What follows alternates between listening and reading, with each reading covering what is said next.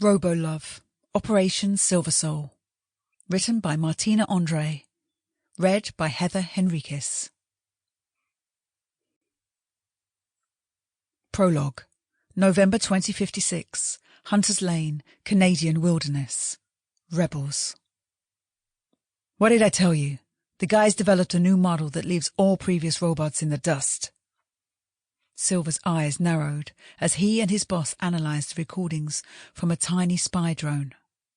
Holographic images taken in a secret military lab that was part of the McIntyre Group.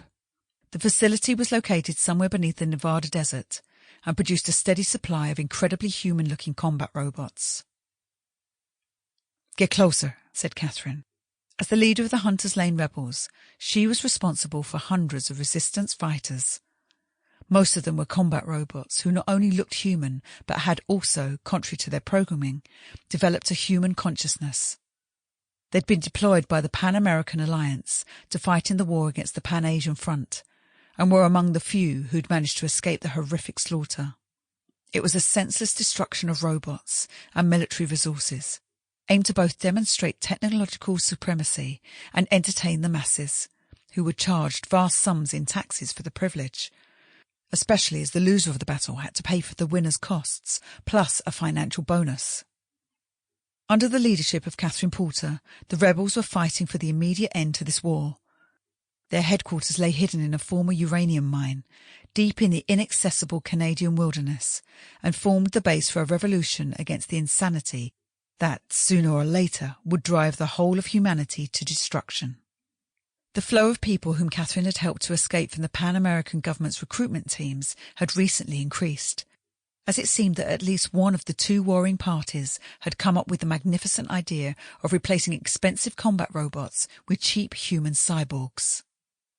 Since then, unbeknown to the public, more and more people were disappearing from the deprived areas of Pan-American Alliance cities, aided by the McIntyre Group, and being turned into fighting machines.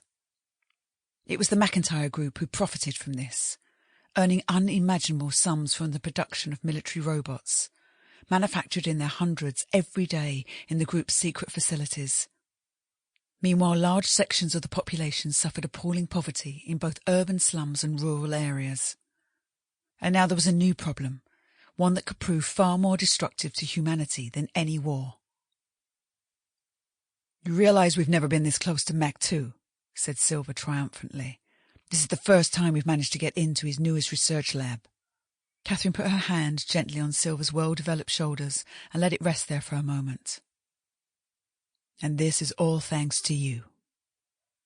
Her simple words of appreciation meant the world to Silver. As a robot, he possessed acute sensors that told him the physical state of anyone he was with, whether they were a human or a machine. Right now, his sensors were picking up the increasing tension in his boss's body and her raised heart rate, but he didn't need them to see how nervous she was. He noticed how she kept tucking an errant silver strand of hair behind her ear. It had escaped from her perfectly cut bob and was clearly just as rebellious as its owner.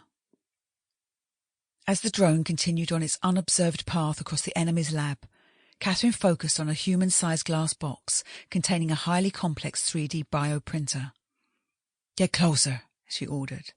"I want to get a better look at that robot manufacturing pod."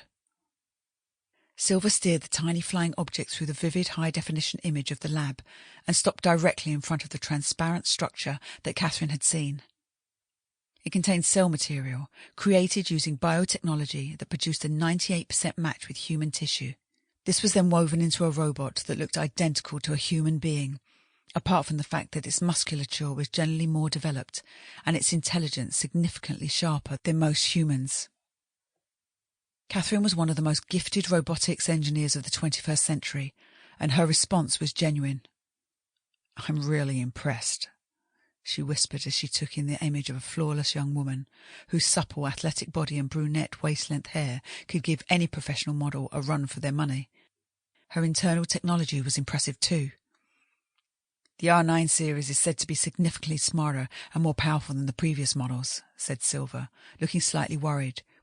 He was unsettled, not just because he was fascinated by the beauty he saw before him, but also because he was one of the infamous R8 series, the previous model, that was one of the most skilled. Sample complete. Ready to continue?